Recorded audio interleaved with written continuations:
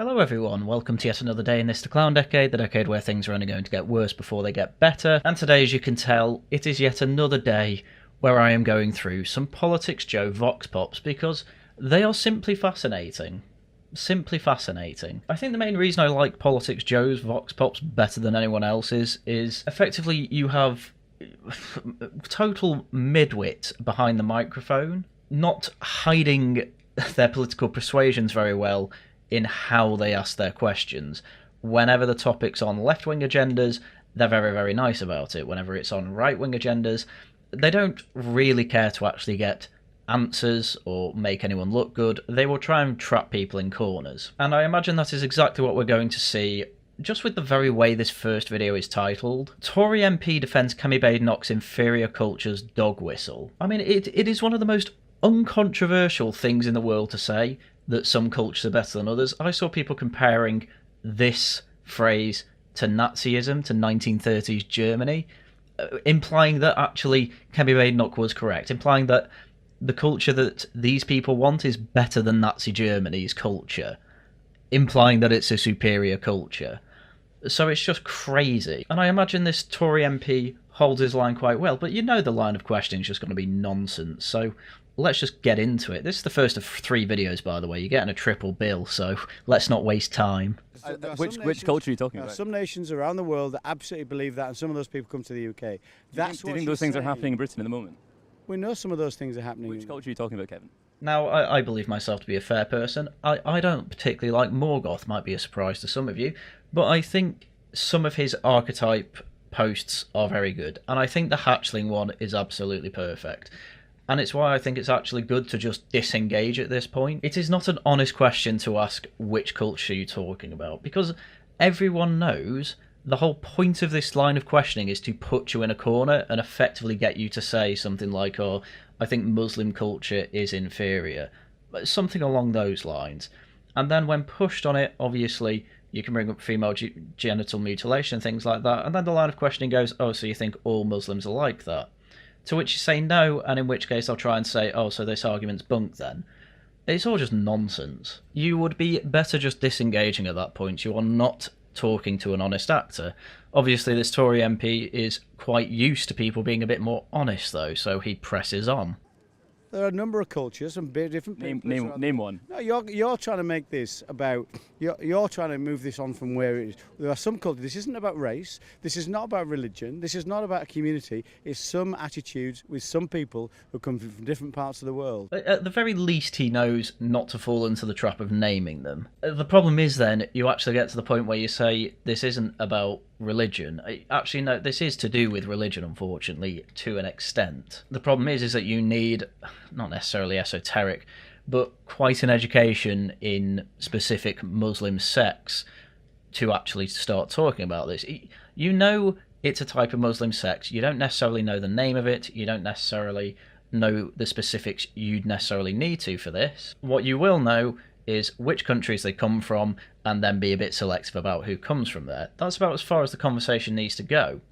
But obviously, as the Tory MP said, it's pretty obvious that this line of questioning is trying to call him racist, and he's just not standing for it, which I think's good. Kevin, what's been your highlight of conference?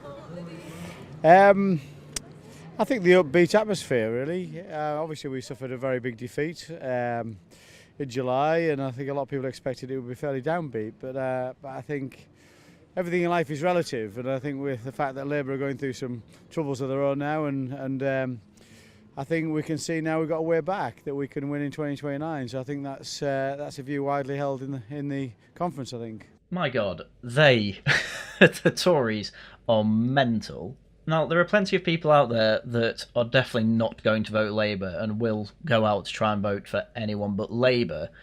I don't think you're really going to convince them with your 14 years of record before them, which is quite a large reason I've moved to Reform. Now, it might be surprising for a lot of you to hear, but Reform's biggest issue at the moment is that actually many people don't really know about them. There are many people out there who can vote who simply do not watch the news, do not keep up with current events, and effectively need people in Reform to tell them that Reform just exists. That genuinely seems to be one of the big reasons that Reform didn't get a vote. Obviously, the people that are going to always be voting Lib Dems and the Tory wets and Labour wets, you're not going to get them on board, but you don't need to. That's probably about a fifth of the country, about the size that Labour actually got last election, plus some of the Greens. But how Tories are going to actually get people back on board with voting for them, I don't know. I guess that's a conversation I'm going to have to have with my mum and dad, who are kind of my normie meter. So, but having an upbeat attitude, I mean, I get it's conference, I get that just always happens at conference, but my God, please have some introspective. Is that short-sighted or maybe a bit too optimistic given the extent of the defeat in Conservatives? See, this is another thing that Politics Joe do with the righty coder, I guess we'll call it, Vox Pops. They will start off acting out like they're honest, and this is an honest question. This is a fine question to ask, but as we saw in the first clip, this is clearly going to get a bit more standoffish. It was the worst. It was the worst result the Conservatives have ever had. If you look at the data behind that, a couple of things I'd say. Labour was never popular on the doorstep. I'm actually a member of Parliament for Thursk and Malton, and I'm a shadow business secretary, Kevin Hollingrig. And first off, yeah, that does appear to be mostly true. Especially around my area when Labour were canvassing on the day of an election to get people out to vote. It seemed that when I was knocked on to ask who I voted for, and I said Reform, they looked disappointed. It was almost like a few people had said that to them. They still won by quite a large margin. It might just be a my area type thing. But there are clearly people who are fed up with the Tories, didn't really like Labour, and, as I say, didn't really know about Reform. And so therefore just didn't bother to vote. And that seems to be a large demographic for Reform. I know I'm going to go on about Reform quite a lot. I am a member after all. But when it comes to the Tories, as I say, I don't know how they're going to win people back. I don't think anyone is going to trust them, even if Robert Jenrick wins, who I think is the best person of all of them. But the Tories have this really, really, really toxic perception in the general public that they just lie. Labour has that to a worse degree now, I think, but Tories still have it. And this is the kind of thing that Reform can ride on. They're the new kids to the block, a bit like the Greens. People are going to instinctively trust them simply because they're new, which I think could lead to quite an interesting 2029 election. I reckon it'll be a hung parliament. I don't know which party is going to be the minority government, though. It's really strange. But also I wanted to mention it is quite funny that Kevin here had to introduce himself because he wasn't properly asked at the start of the interview. That is quite poor form from Politics Joe there, but whatever. So on the doorstep, Labour were never popular. Keir Starmer was never popular. That wasn't the reason we lost. The reason we lost was that we made our mistakes, and I think understandably people punished us for that. So we didn't get our vote out, and some of our vote disappeared to other parties. Yeah, and something like a fifth of it died. Because they're so focused on pensioners, loads of them die in 5 years, which is something I'm a bit worried that Reform will run into as well. An awful lot of their support is pensioners. Now, they are popular with a few of the Zoomers and a few Generation Alphas, but they really need to up their game on that point, because a bit like Labour did with the whole time during the coalition government and with Corbyn, they did get really popular with a load of millennials and older Zoomers, and they are just Labour voters for life now.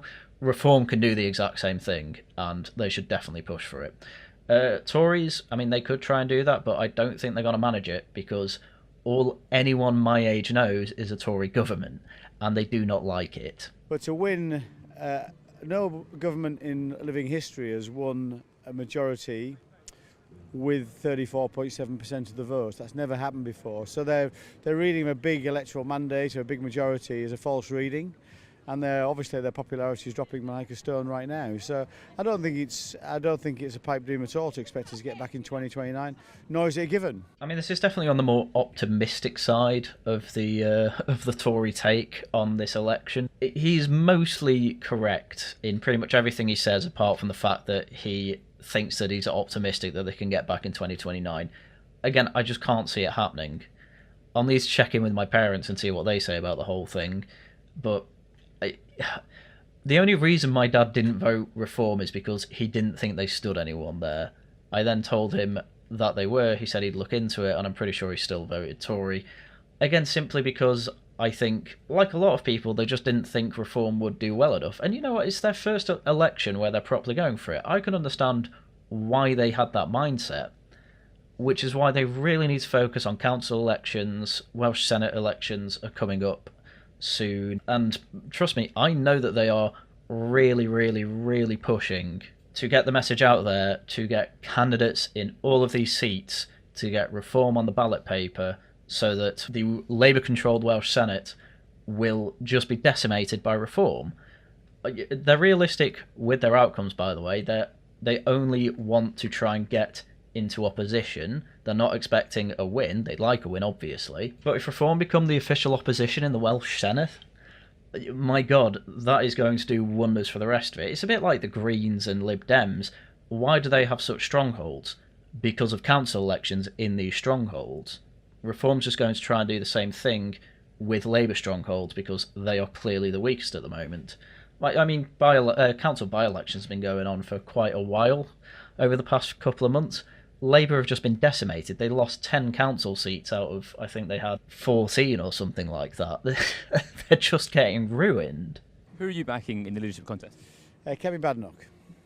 She's still second best for me. It's a long distance second place, by the way. Robert Jenrick is my absolute favourite, but I will go as far as to say that quite a lot of Dries are probably going to back Badenoch simply because of the things she said recently and not look deeper into why she, might just be a political careerist. Well, they're Tory MPs, they'll all be political careerists. I think a lot of people would look at some of the statements that Kemi has made, or the conference about getting rid of maternity pay, about abolishing the minimum wage, about invalid cultures. Yeah, see, this is what I mean. If this was coming from, like, Nigel Farage, I'd say based. This looks like overcompensation from someone who's been in government for the past decade or so and has managed to solve absolutely none of these issues anyway. And be kind of put off by that. Do you think she's best placed to appeal to the public? Well, she wouldn't be if that's what she'd said, and she said none of those things. She said those things.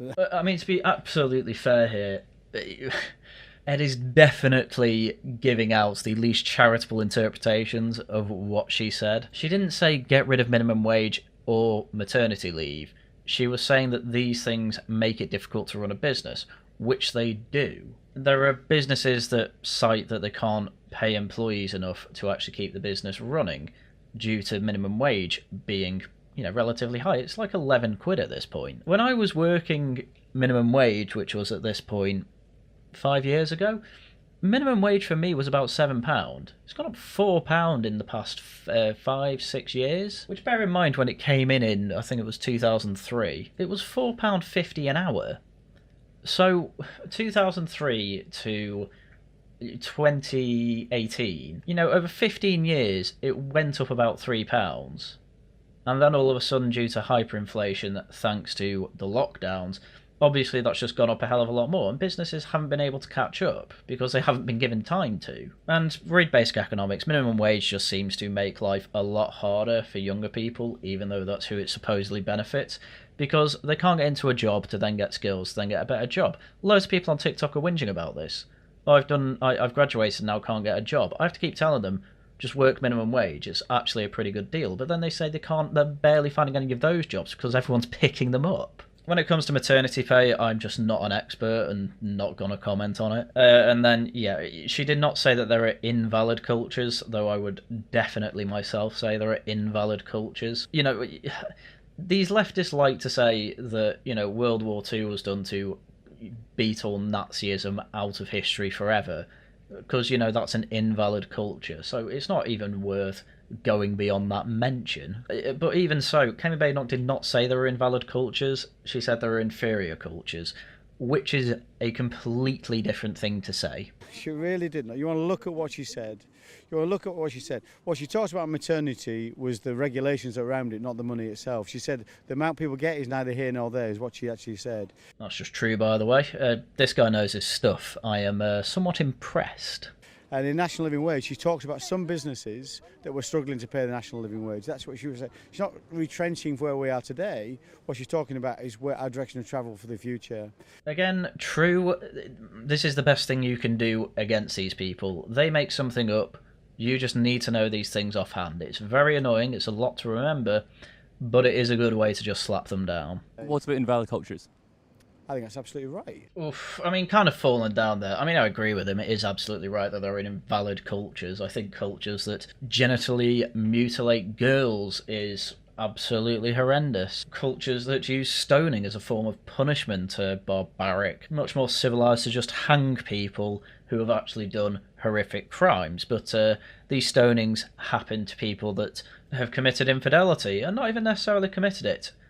Just had 2 other people say that they had committed it. But I'm sure Kevin is going to mostly say the same thing. I mean, do you think it's a valid culture where somebody believes a woman's inferior to a man? Do you think it's a valid culture where somebody can marry a child? These are fair things to ask. The UK is superior to Germany because our age of consent is 16 rather than 14. That's just a well-known fact. Do you think it's a valid culture? Do you think where somebody it's okay for female... Which culture are you talking about? I mean, ones with female genital mutilation, really low ages of consent, cultures that effectively have apartheid for men and women. You know, if any particular culture goes into your head, Ed, and, you know, that's not our fault. You think it's okay female genital mutilation is okay? You know exactly what culture some of the... Which culture are you talking about? Some nations... It's such a slimy way to do the interview, because absolutely everybody can see what Ed is trying to do here. And the whole reason to not name any specific culture is simply to just not get into the argument of if it's racist or not. People don't care. People really don't care, that just want the problem solved. Oh no, we might be a bit more harsh on certain countries with our immigration. So what? Good. You want to be selective with who you bring into the country. Leftists say this all the time. Ooh, we're only bringing in people that are economically active. It's not even true. But everyone wants it to be true. So you should be selective with that criteria alone, if you don't believe that cultures are different in any way. Nations around the world that absolutely believe that, and some of those people come to the UK. Do you think those things are happening in Britain at the moment? We know some of those things are happening. Which culture are you talking about, Kevin? Total hatchling. Oh, you think those things are happening at the moment? Yeah. Hell, only yesterday we had the first case of someone going to jail for female genital mutilation conspiracy. Emad Kaki, 47, from Swansea, arranged for the child to travel from the UK to Iraq, where he had organised for her to be subjected to female genital mutilation and forced into marriage. This is literally happening, Ed. It's got to a point where we are literally having to punish people for first-time crimes of things that have simply never happened here. If we say Iraq has a inferior culture because of this, are we racist? Is that seriously what you're going to try and say, Ed? There are a number of cultures and different people. Name one. No, you're trying to make this about. You're trying to move this on from where it is. There are some cultures. This isn't about race. This is not about religion. This is not about a community. It's some attitudes with some people who come from different parts of the world. That is a problem. Kemi's raised it. She's brave. She's bold. She's willing to say what people like you don't want her to say. Based, frankly, yeah. How can you tell that Ed doesn't want her to say it? Because instantly his first reaction to anyone saying that they support what she said is effectively try and call them racist. It's just their easy go-to insult that shuts down any discussion or debate on it, because they can just say, well, you're racist, who cares? It's been a problem since the 60s. What don't I want her to say? I really don't know, but if you think honestly it's okay to a culture that believes women are inferior to men, I don't think it's okay. I'd like you to say what culture you're thinking. Are you talking about Islam? Why, out of all cultures, would Islamic ones come to your mind, Ed? Why would it be those ones that come to your mind, Ed? No one else has mentioned that. I mean, obviously the answer is yes, it is some Islamic cultures. Obviously, I won't exactly call Iraq Christian, but again the question comes in, Ed, do you agree that it is an inferior culture or not? I imagine you want... Really, I think an interview tactic is to then try and push back on their side. Why would you say that, Ed? Do you think that some Islamic cultures partake in female genital mutilation? They allow child marriages? If they then say yes, say, okay, do you think that's a good thing? Do you think that is equal to our culture? And if they say yeah, just call them idiots. That's as far as you need to go. I'm talking about people who come to this country with a different culture, a culture that is not compatible with our values. That's what I'm talking. This is not about a race, not about a religion. That's not what this is about. It's about a culture. And that's what's important. Fine answer. I mean, if a lot of Muslim people can't come into the country because we start being selective about which cultures we let in, so be it. Ed, if it means that no one has to be punished for female genital mutilation in this country again, that is a good thing, because it means the problem isn't happening in the first place anymore. You don't see how that's damaging to the Conservative Party? How is it it's only damaging if you actually think everyone wants something to the left of Labour. That isn't true. If you just have the Green plus Labour vote, I mean, obviously Plaid Cymru and things like that would come into play too. It gets to about 40% of the election share, which is a minority of the election share. Then bear in mind, just under 60% of people actually voted. You're looking at something that's about 23% popular with the population. About 1 in 5 people think that this is damaging. Ed obviously being one of those 1 in 5. We're at a point where these people can just be ignored. Just ignore them. Like, yeah, they take over the BBC and the media. People are moving away from that. My mum and dad don't trust the BBC. They still watch BBC News, but they understand that they're basically watching propaganda, and they will just try and pick up the facts. But my mum seems to prefer watching GB News now, because it is just remarkably obvious that the left wing have gone too far, and we've basically had, since Tony Blair got in, nothing but that nonsense. So, I mean, yeah, this is actually probably a good thing if someone like Kemi Badenoch or preferably Robert Jenrick get in and say, yes, we have had problems that we have caused in the UK. Here is our massive plan to help it. Doesn't help that they're still doing net zero and things like that, but at least that's still more popular than trying to pretend that British culture is equal to every other culture in the world. Hearing an elected member of Parliament talking about things like that? No, I really don't. I think people are really refreshed by the fact that some people are willing to stand up for what we would regard as good British values, equality in terms of gender equality, in terms of sexuality equality. I mean, this is all kind of woke stuff that we've had over the past few years that I think people are getting fed up of now. But even then, like, Ed Campbell has just got to agree with all this. There's no way he can't agree with this. But he'll pretend not to agree with it because it owns the Tories. It's so pathetic and weaselly, but this is part of the reason I love doing these Vox Pops. Because Politics Joe just keeps showing their hand as being completely slimy morons. Anyway, that's pretty much the end of that clip, so we will move on to video 2. This video is called Asking Tories Why Anyone Should Care About Them Anymore, and honestly, I am waiting to hear what these absolutely crazy answers are going to be, because even I've not really bothered with videos properly covering the Tory leadership campaign because I just don't care. I talked to my mum about this. She keeps hearing things on the news, but she doesn't care.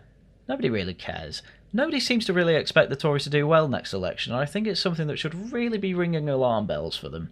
Anyway, let's hear them out. Yeah, give me a second. That's from a group I used to be in before the owner went nuts, so I won't go into detail. Should I put this on as well? Yes, of course. Or will that annoy everybody? Give me a second. Okay, not gonna lie, this is cringe. This is a cringe lord. To be fair though, guy clearly a bit of a, internet S-lord, clearly he's someone we probably know, to be honest. I have no idea why he's still part of the Tories, though. Unless he's trying to be a career politician, but my god, if the Tories stay wet, he's got no chance with them. I don't know why he bothered staying. I don't wear this in conference a little bit tacky beyond the Conservative Friends of America thing because I thought it'd be funny. I disavow the alt-right, by the way, don't worry. I mean, okay, the bumper sticker on his briefcase, I like that bumper sticker. Why have you got a briefcase? I mean, honestly, there's a reason that Will from the Inbetweeners was such a maligned character. Well, within the characters of the Inbetweeners, anyway. It's because, yeah, people who bring suitcases to school and have really weird niche quirks like this and bring it into the real world, it's just a bit cringe. Okay, I have a Kekistan flag. I've got one of Sargon's Meme Jihad Now t-shirts. I keep that stuff in the house. The only time I've ever brought them out is when, I think it was only during the Liberalist time, whenever we did anything to do with the Liberalists, I wore them. Or took them out. I got Sargon, actually, to sign my Kekistan flag. But again, I was at least self-aware enough to know I'm not going to bring this type of stuff to, Tory or Reform conferences. That's the type of thing you don't do. I'll bring Worcester Club badges around, which we do, by the way, because I'm actually proud to have that as a community. I like the things we do there. we don't go too cringe with anything. It's something that I'm happy to, tell my parents about. The Kekistan stuff, they just wouldn't understand. Basically, rule of thumb, if you wouldn't tell your parents about it, do not bring it up in real life like this guy has. There's something in the water at Conservative Party conference. That, or they've managed to secure a decent discount on a bulk order of crap. Because despite the election results, the reign, the calibre of leadership candidates, years of opposition in front of them, the atmosphere here is pretty jubilant.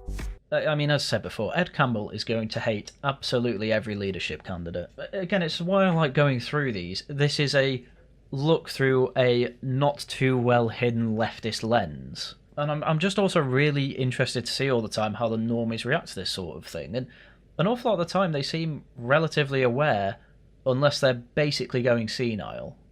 The Conservatives got battered in the general election. It was their worst ever election result. I'm here to meet the members who came anyway, and find out why they think anyone should be listening to them.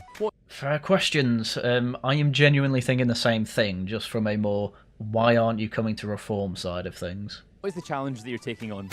I'm trying to down a pint in all 650 constituencies in the UK. Oh, I've seen this guy on TikTok. He's quite wet as Tories go, obviously because he's younger, but I gotta say, this challenge, I have mad respect for it. I hope he manages it. In fact, if he's in my constituency, then I am definitely going to try and find him and do it with him. I really like this. Talk me through your hat.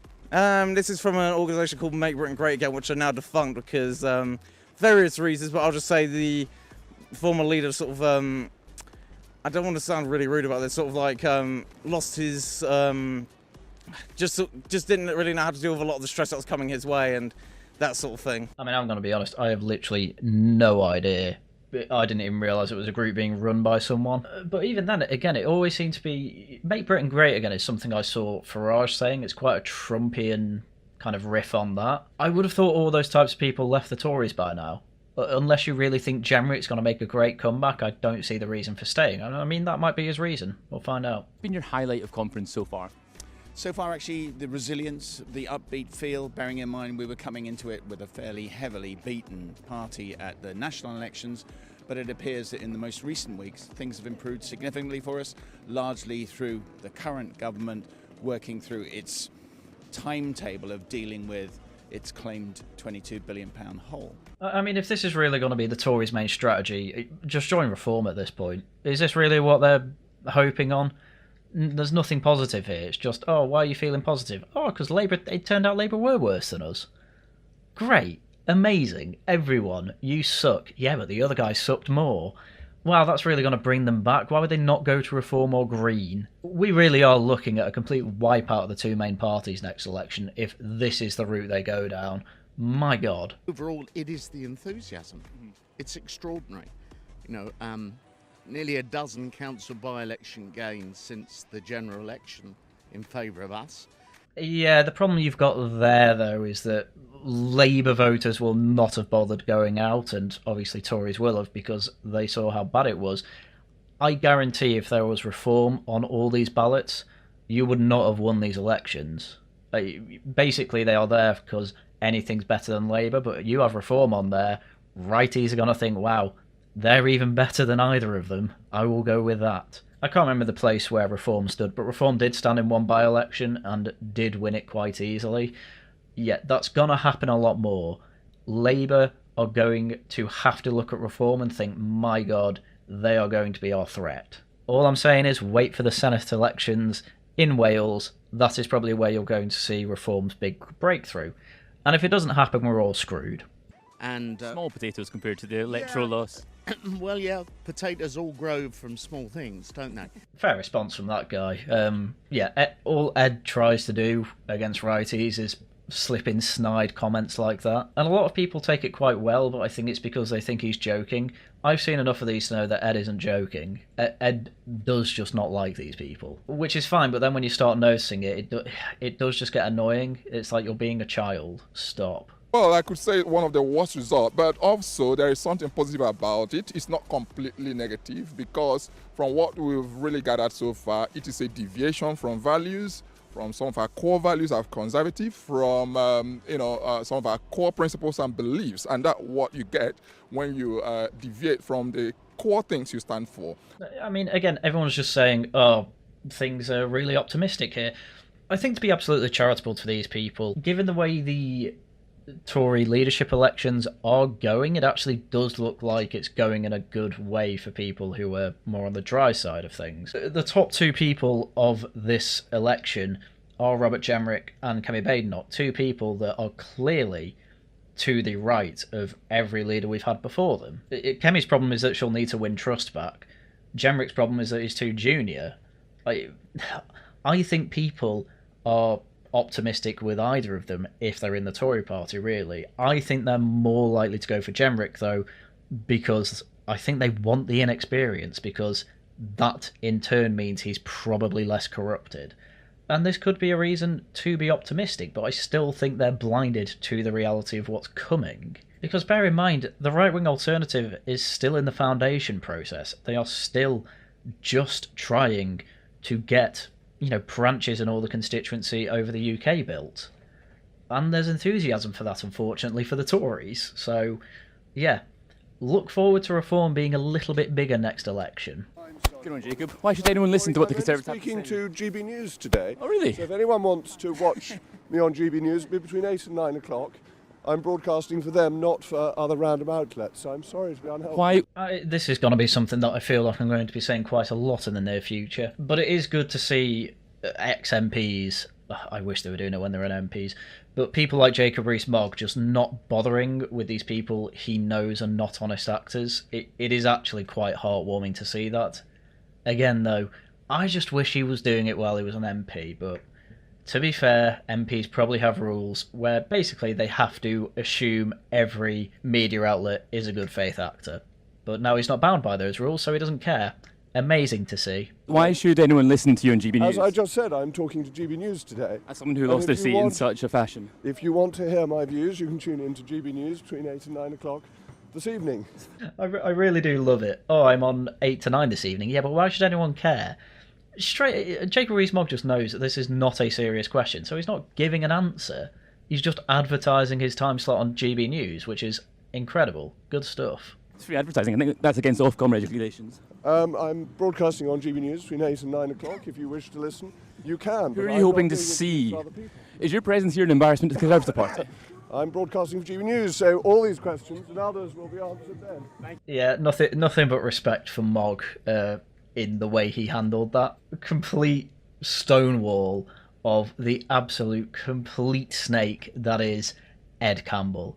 Well done, Jacob Rees-Mogg. Thank you very much for this clip. Yeah, it is damning. I'm not trying to sneer at anybody, but it's just like when you see the sycophancy of Liz Truss, which the event I was at yesterday. Really? Yeah, not because I'm a fan of hers admittedly. My parents had to pay more on their mortgage because of her, by the way. Okay, I don't know how this guy's been on the internet. I don't know where this guy on the internet quite is. I don't understand how you have a Make Britain Great Again hat and a Pepe pin and not understand that actually that side of the internet understands that Liz Truss was completely stabbed in the back. Again, I've explained it in other videos, but the Bank of England did a whole report on the LDI crisis while Liz Truss was in power, and they came to the ultimate conclusion that actually it was their failure to regulate LDIs, which is a certain type of investment that pension funds were using, that were very susceptible to bond yields, which went mad because of this whole circular logic of LDIs were susceptible to market changes, which Liz Truss obviously was. Basically, she was a starting pistol for something that would have been much worse if it had been allowed to carry on. Long story short, Liz Truss didn't break the economy, it was just broken when she got there. But it's just because I was curious to see what she said, and it's like she's so goddamn delusional. Pardon my French. I mean, this is the problem, isn't it? If you have completely bought the left-wing narrative, then yes, she will seem delusional, but it appears that everything she says is being corroborated as time goes on. Completely vindicated. Hell, I even saw in the Times comments the other day when Rachel Reeves effectively came out saying, oh no, there isn't a 22 billion black hole, we fiddled with the rules and now we have 50 billion to spend. Top comment was basically saying, bring back Liz Truss. Like, I know it was a joke of, oh, even Liz Truss was better than this idiot, but that is definitely on the road to vindication, which I will take. I think That's interesting because that was my takeaway as well. It's not my fault. It's the Bank of England's fault. Like, I'm not being funny, but Ben Harris-Quinn, that well-known left wing, and I'm being facetious in that, obviously. He wrote a good article in the Express explaining how, how bad our economic policy was because she was threatening to cut spending, cut taxes but not spending, which is why they panicked. But it is always my favourite thing to bring up. Oh, she didn't want to cut spending but did want to cut taxes. Oh my god. Right, here's what the actual story is, right? On screen at the moment is the major measures in the mini-budget. You will see that actually the big cut actually did come in. National insurance increase reversal. We did actually cut taxes. Corporation tax, that did get cancelled. Energy bill support, massive increase in spending.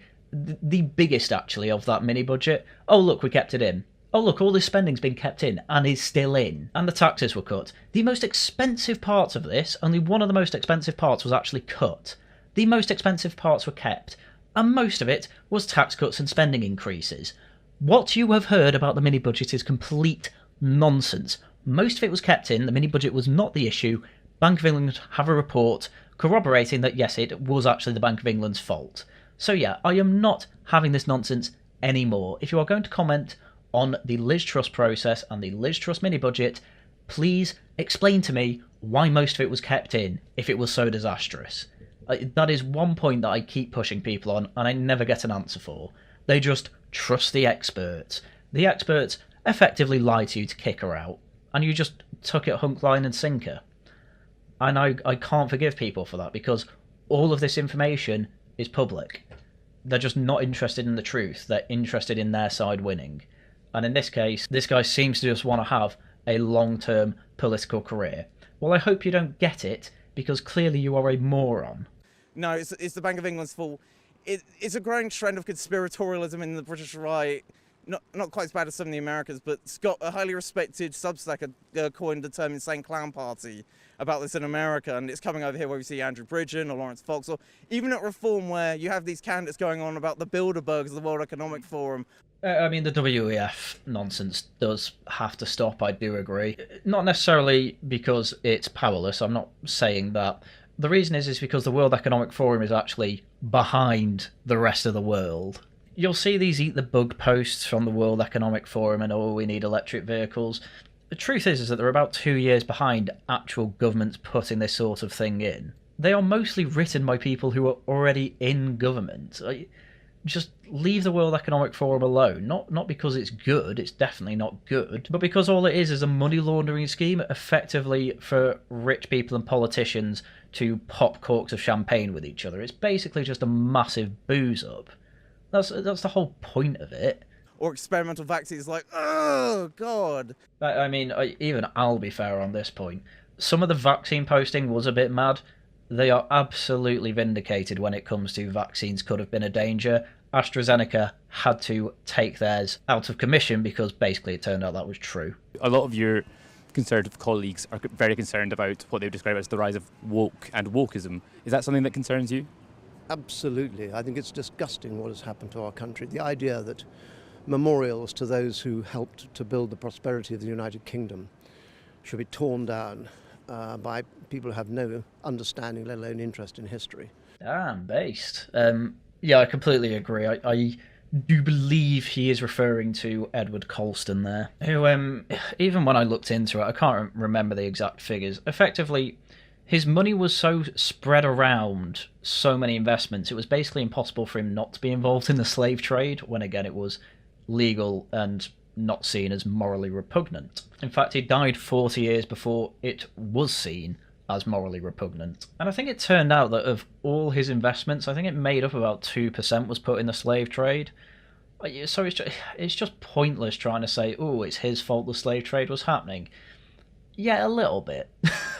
But given the good and philanthropy he did during his lifetime, it's no wonder there's a statue to him. And tearing it down is just horrific, and if I'm ever Prime Minister, I'm going to make sure these statues are protected and the ones that are torn down are put back in their rightful place and recommissioned. Because I don't want history ruined like this. I think it's a disgrace, and I think that the Conservative Party needs to be absolutely upfront. It has no place in this country. We are proud of Britain. We are proud of Britain's contribution to the world. We, of course, fashioned modern democracy. They're the mother of parliaments, which I was privileged to serve for 30 years. And we need to stand by that as Conservatives. And yes, mistakes were made in the past, but we're not responsible for those mistakes that were made in the past. And we should not be apologising for attitudes that were taken at a time when mores were different. Why? Again, this is another ex-MP. Why do they all seem to turn radically based once they leave Parliament? This is people's massive issue with the Tories. They go in, they get selected by CCHQ, they play the game. All the game seems to do is turn them into the left-wing wets. Hopefully it'll change under Robert Jenrick or Cammy Badenoch, but and most of CCHQ's actually been sacked because they can't afford them. So you might actually see an improvement in this case, but my God, come on. Even during Margaret Thatcher's time, there were plenty of wets, and that was back when they actually had local constituency branches voting on who would be their MP. Take it back to that. It was still better than what we have today, where people they actually want in Parliament are parachuted into safe seats. Clearly, it just makes things worse. You get the worst type of politicians as an outcome. Rishi Sunak, what a saviour to the Tories. Given the underwhelming performance of the Conservatives at the last election, why should anyone listen to you? It's such a... all this question is, basically, is I hate you and we won, na na na na na na. That's all this question is. It's so childish. Why should anyone listen to you? Well, I think we're still part of the governmental process, and actually we all know that the spread of vote is quite thin. So on the pie, the crust is very thinly spread. I mean, it's true, but it still sounds like utter cope. What you really need to answer to this is, we're Her Majesty's opposition. Of course people should listen to us. That's about as far as it needs to go. It doesn't need to be any more complex than that. You don't need all this cope of, which is true, by the way, but it's still cope of, oh, well, Labour are on a thin bit of ice and they need to be careful. That's the type of thing when you have a leader and you actually have a plan going forward. For now, just say we're Her Majesty's opposition. Of course people should listen to us. Who would you like to see leading the Conservative Party? What, in terms of just the general candidates, if that's the case? Karen Badenoch, possibly, because she's my local MP, even though I have my reservations. I have my reservations, but to be fair, about all of them. Mm-hmm. Like, it's not the strongest, not the cream of the crop, shall we say. Who is this guy? What? I still don't understand. The guy is clearly into internet culture, especially on the right wing, enough to have a Pepe badge and a Make Britain Great Again hat, yet literally seems to be the wettest person they've interviewed so far. And if it wasn't between those four, who would you like to see lead the Conservative Party? Someone actually on the right, I'm not sure. Someone actually on the right? What do you mean? The right at the moment effectively means one of a few things, but it either means less government involvement in everything, it means less immigration so that, Britain still has majority natives on the islands, or just generally pro-British rhetoric at the very least. The type of people that think giving up our sovereign land over in the Indian territory that we just gave away is actually kept under, British sovereignty. I'm going to be honest with you, as much as they've not done well over the past 14 years, I can at least see how, especially Robert Jenrick and Kemi Badenoch could be seen as on the right. James Cleverly, possibly less so, he's been very involved in the last few governments. Tom Tugendhat, though, he's clearly just the wet's choice. I mean, I don't know what he means by someone on the right. I like John Hayes quite a lot. He seems quite sound and based, even though I applied for a job for him and he still hasn't responded. Oh, I was going to look up who John Hayes was, but since you're just saying it because you want a job from him, I'm not even going to bother. Would you be happy to see Nigel Farage lead the Conservative Party?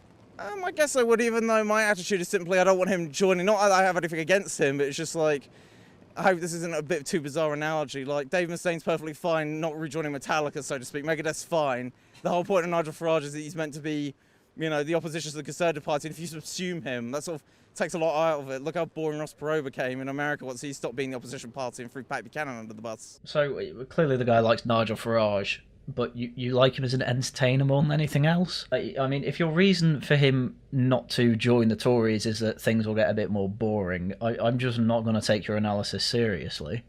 Who's your favourite of the four leadership candidates, would you say? I met them all. I'm happy whichever one of them gets elected. But man, don't say all your opinions at once. Slow down. If it's just for me, And the Conservative Party, it's Kemi. But if I were to, if she's on the ballot, she gets elected. No, I wouldn't be so sure about that. I mean, the bookies are really looking at Robert Jenrick getting the position. In fact, some put Cleverly above Badenoch, but I guess we'll have to see about that. But if we're thinking about getting back the rest of the voters, well, I think they could all do it. It's a matter of getting the Lib Dem type voters back, so the Cameron Conservatives. Oh no, don't bother. Lib Dems basically won because Tory voters didn't vote. It's not because they moved, alright? It's not because they moved. Gotta get that clear. No, Tory voters either died, moved to Reform, or didn't vote. Barely any of the move left. What would be the point? Like, they've all been left-wing for years. If your strategy to try and win next election is to become the Lib Dems, expect no more than 50 seats. Kemi's made some quite, inflammatory statements over this conference period. What have you made of them? Oh, you're in social media, aren't you? You know all the tricks of the trade. So it's you got to show a bit of leg. You got to get eyeballs, get attention. So. You think she said some cultures are less valid for attention? I mean, to be fair, yeah, what a terrible answer. He has basically just said that, yeah, she did it for attention. I think she's making a point that we should continually reassess. Okay, I'm against multiculturalism because to me that's dehumanizing, and it's sort of you're saying that it's like what used to happen in the US, separate but equal. I get what this guy's saying. He is butchering the delivery, though. You're equally valid, but you're separate, you're different, which is what segregation was about. Right. Okay, to be fair to him, I think he recovered it a bit there, but my God, he could definitely try and say this in a much better way. He's clearly trying to say that if you come to Britain, you need to be British, based on your values, whatever. If you're not doing that, you're segregating yourself. We don't want that. If they're not doing that, either force them to assimilate or deport them. Perfectly reasonable. So I think in those kind of terms, saying that we're all humans, we're all equal, and it's not like there are lesser types of humans who we have to be protected, because you're building into the system that they're subordinate. I mean, yeah, this is kind of the paradox of individualism, I suppose. I think Carl once said that individualism is just British collectivism, and it was one of the truest things that I'd ever heard in my life, and it kind of blew my mind, which is one of the good things that Carl's really, really good for, is coming out with phrases like this that I just have no argument against. But the problem is that because it's still a form of collectivism, there's still people in the out-group, and that's all this guy's saying. It's like, listen, we are of a society that regards everyone as equal under law, etc., etc. The problem is that multiculturalism has brought in that, in fact, no, we are not equal under the law and should not be. And it's an absolutely fine thing to say. I just think he's butchered the delivery, and I wouldn't be surprised if Ed's going to come back with some snaky remark. So I say Britain's pretty multicultural at the moment. What would you like to change about Britain then? Well, desegregation. I want everyone to be treated equally human rights. In what way are people segregated? Well, if you're saying you're separate, you're equal, you need to be protected, you're never going to be considered a full citizen. You're a lower class citizen automatically by law and by also people's attitude. There's a condescending or patronising attitude towards people from different backgrounds, whether it's trans, LGBT, whatever, black, white, working class. So I think it doesn't help to segment or segregate people. We have to be one nation. He doesn't want to say it, but I think he wants to get rid of the Equality Act. But imagine saying that to Politics Joe. He's trying to talk around that subject. I did some maths earlier on. I figured out that if all the Conservative Party members voted for the party of the election, that would have only made up 2.5% of the whole Conservative voters. Yeah, that's really bad. And I just think that by appealing to the membership, we forget that there's a whole 97.5% out there that votes for us, which we need to appeal to too. Yeah, but that should be much closer to 99% than 97%. This is the problem. You've already appealed to those people. Those are already your voters. Most of them voted because they didn't want Labour. No, it's the people that aren't voting for you need to appeal to, the people not voting at all. And from polling that you've seen, generally speaking, the Conservative voters are more to the centre than the Conservative members, and I just think we forget that sometimes. Maybe the Conservative members themselves, but even then, the big problem you've got, unfortunately, is that an awful lot of non-voters are to the right of Tory MPs. An awful lot of voters, in fact, to the right of Tory MPs on an awful lot of issues, especially social issues. Like, if this is more of an excuse to move the party left, then just go join the Lib Dems. There's no point. You don't understand the situation we're in. So of course there's going to be inflammatory statements made, and I just think that that's an error because it loses that more moderate base out there that we have. This more moderate base that did not vote for you, what are you talking about? Listen, you've had the moderate base for 14 years. All it turns out to be is Labour driving the speed limit. People are fed up of that. They move on. How do you think you're going to win them back? Oh, maybe if we're more like Labour but driving the speed limit. Amazing. Honestly, young people seem to come in one of two ways when going into politics. Either they are a mental radical, or they are just simply a party man. I think if you weren't a Conservative Party member looking at this conference, if you're following the news, you'd have seen Kemi Badenoch's lines about maternity pay, minimum wage, invalid cultures, Robert Jenrick making claims about soldiers making extrajudicial killings abroad. Yes, they're saying many base things, I do agree. Are you concerned that these headlines might alienate people from the Conservatives even more? I mean, it's a fair question and one without an easy answer. I think that politicians have the right to say what they think and what their views are. Oh my god, what a boring answer. Get to the heart of the question. Are these things alienating or not? Everyone agrees politicians should say what they think. That's fine. Whether they meant what they said is a different matter. Politicians are under pressure, particularly this week, because they're canvassing for votes. They want to be the next party leader. So I think we need to be a bit more forgiving if those comments were made in error.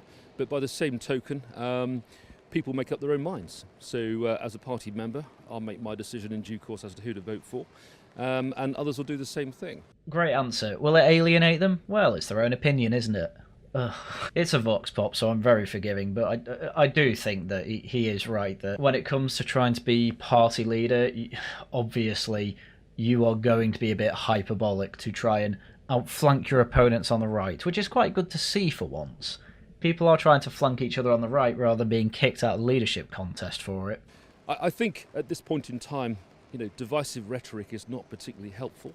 We need to unify as a party, and I think we need to get back to being a team again, which is why comments that do attract media attention, and that may well have been the intention in the first place, they're not necessarily helpful. All that just to basically say, yeah, it's probably going to alienate people. Great.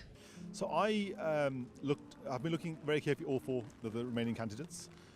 They all have, of course, qualities. I think the person that can lead the party into the future, who has the best possibility of presenting a vision of who they themselves are and what they want the party to be, and can reach out well beyond the party's electoral base into the rest of the country, is Kemi Badenoch. A lot of love for Kemi from the membership. I'm not really understanding it. Again, Robert Jenrick's the most likely to win according to the bookies, so I'm surprised that not as many people are saying it. Though I suppose part of the reason might be that Jenrick's lot might be less willing to talk to and engage with politics Joe, a bit like Jacob Rees-Mogg didn't bother with them because they know they're slimy. Kemi's lot may be a bit more politically naive. That's my working theory at the moment. Please put yours in the comments. Do you think so? I asked because I think she made some very inflammatory comments at this conference that perhaps wouldn't be well received out with the Conservative base. Every time, man. Oh, you like Kemi Badenoch? Well, I think you're racist, to be fair. He said that to 3 separate people who aren't white, by the way. That's how crazy this is. A white guy basically going around telling brown people he thinks they're racist. Well, I'm not sure which comments you're precisely referring to. Her comments about maternity pay, minimum wage, cultures being invalid. Man, can't wait to see the same answer for a third time. Yeah, I mean, they're all, obviously, one of the problems with modern day media is this soundbite issue of, like, you pick up one, you put 3 or 4 words and it becomes a story. Yeah, blah, blah, blah, see the full context, blah, blah, blah. It's actually a lot more sensible when you dig into it. I mean, the invalid cultures one, that's just, at face value, that's a perfectly reasonable statement. I think she was very, very clear that she fully supports maternity pay. She wasn't clear when she said she didn't support it. No, she was very clear. She walked it back, but when she was asked about maternity pay, she said... No, I think she was answering a different question, which was to do with a different type of compensation which businesses get. I can't remember exactly what it was. But I was also surprised when I saw the media coverage, but it wasn't accurate. As I say before, this is exactly how you have to be with people like Ed. You need to know these things off the top of your head, not You don't need to know everything in minute detail, this guy didn't, but this was a decent answer. Basically just, it is a lie. That's what everyone said to Ed, and he's still asking people the same question. And they've all said, oh, well, look at the context. And they've actually given slightly different bits of context, which says to me that this isn't just a media line. Why do you think the Conservatives lost the last election? Because we weren't good enough. As simple as that. I think if we were honest, we would say, you know, we failed at too many things in the background, some sort of subsidiary things. D-Day, things like that. Cripes, your problems are a lot worse than that, trust me. The D-Day decision was obviously bad. It is hardly the reason you only got 100 seats. And trust me, it is not a vote winner to say to the electorate, we screwed up. On the other hand, if you keep saying we're going to make things better, you are implying that you screwed up, and that's what you did anyway.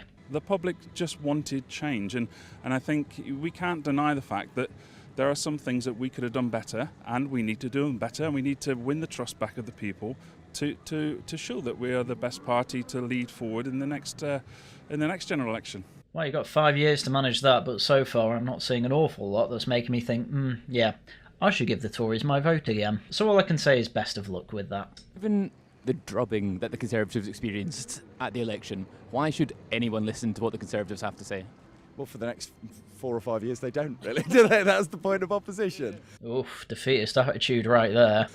And this is going to be a huge challenge for us over the next 5 years, particularly with reform, because there is going to be Nigel Farage snapping at our right, saying very right-wing things, keeping us honest on the right, and then we're going to be squeezed in the centre as well. So I think it's going to be really difficult to find that media oxygen over the next 5 years. This is probably a man who, I don't know, he's probably a councillor or something, working in the party in some way, thinking really hard about whether he should leave, and he probably doesn't want to leave while he's still got a job. But he would probably move to reform as soon as he loses it. In other words, this is probably the most honest man that we have seen so far. Anyway, that's it for the end of this video. I did say it was a triple bill. Turns out it's not, because Politics Joe are double dipping, and the last video, which was about asking them about Liz Truss, is just a supercut of the Liz Truss clips from this video. So I'm not going to do it again. Anyway, with that, that is everything I had for you today. I did say it was going to be Dustborn yesterday. Turns out it wasn't.